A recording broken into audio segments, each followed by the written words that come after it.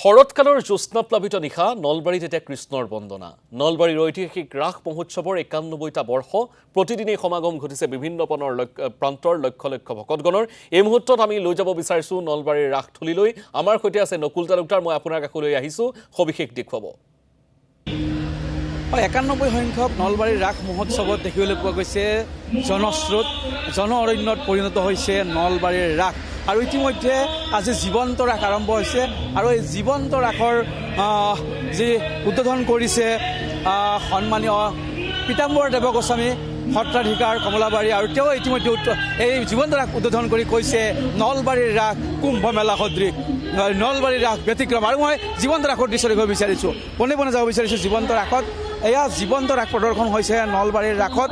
আৰু এই জীৱন্ত ৰাস সুন্দৰকৈ কৃষ্ণ যি ৰূপ বা বিষ্ণুৰ যি ৰূপ সেয়া দেখুওৱা হৈছে, ব্ৰহ্মাৰ ৰূপ, মহাদেৱৰ ৰূপ দেখুওৱা হৈছে। মোৰ সহযোগী ৰাজুৱে দেখুৱাব ব্ৰহ্মা, বিষ্ণু, মহেশ্বৰ, নাৰদ, কি সুন্দৰকৈ ইয়াত প্ৰদৰ্শন কৰা হৈছে, যেন কৈলাশত বহি আছে এয়া মহাদেৱ, কৈলাশত বহি থকা সেই দৃশ্য বৰ সুন্দৰকৈ নলবাৰীৰ ৰাসৰ প্ৰদৰ্শন কৰা হৈছে। আজি জীৱন্ত ৰাস ইতিমধ্যে প্ৰায় ১০০গৰাকী গোপিনী ৰেডি কৰা হৈছে, সাজু হৈ আছে গোপিনীয়ে নৃত্য কৰিবলৈ।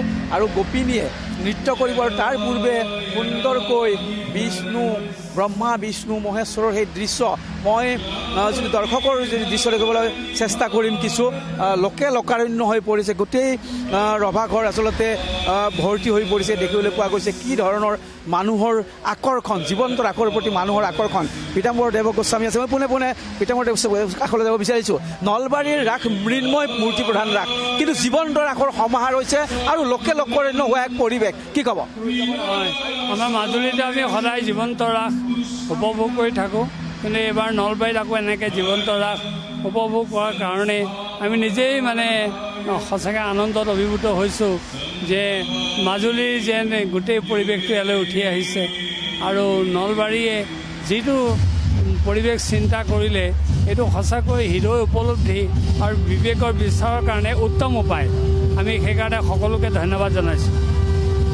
সেইদৰে আচলতে মনোভাৱ ব্যক্ত কৰিছে। আমি পুনৰ সেই দৰ্শকৰ দৃশ্য দেখুৱাব বিচাৰিম, কিন্তু মই নলবাৰীৰ ৰাসৰ সভাপতি ডাঙৰীয়া কাষলৈ আহিব বিচাৰিছোঁ। ৯১ সংখ্যক নলবাৰীৰ ৰাস মহোৎসৱৰ সভাপতি হিচাপে আপুনি এইবাৰ কিছু ব্যতিক্ৰম দেখিবলৈ পোৱা গৈছে। আৰু আজি জীৱন্ত ৰাস চাবলৈ গোটেই নলবাৰীৰ ৰাসত লোকাৰণ্য হোৱা এক পৰিৱেশ, এয়া সঁচাকৈয়ে এক আনন্দৰ কথা। কি ক'ব?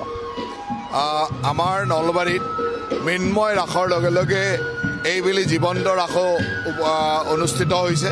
গতিকে মই নলবাৰীবাসী জীৱন্ত ৰাস যোৱাবাৰৰ পৰা নলবাৰীৰ শিল্পীসকলে কৰিছে, এইবেলিও তেওঁলোকে কৰিছে। গতিকে গোটেই নলবাৰীবাসী জীৱন্ত ৰাস চাবলৈ আহিছে। তাৰ লগে লগে পুতলা নাচৰ ৰাসো চলি আছে। গতিকে তিনিবিধ ৰাসৰ সমাহাৰে নলবাৰীক দ্বিতীয় বৈকুণ্ঠপুৰীলৈ পৰ্যবেক্ষিত কৰিছে। মই সকলোকে নলবাৰীলৈ আহি এই ৰাস মহোৎসৱ উপভোগ কৰিবলৈ অনুৰোধ জনাইছোঁ। দ্বিতীয় বৈকুণ্ঠ ধামত পৰিণত হৈছে নলবাৰী।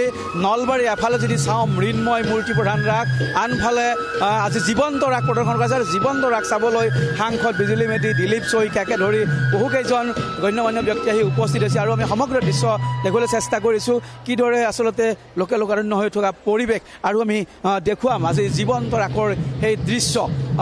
এই মুহূৰ্তত মই মঞ্চৰ কাষলৈ যাব বিচাৰোঁ। এয়া হৈছে জীৱন্ত ৰাসৰ দৃশ্য আৰম্ভ হৈছে। মই কিছু দৃশ্য আপোনালোকক দেখুৱাব বিচাৰিছোঁ। এয়া চাওক জীৱন্ত ৰাসৰ দৃশ্য।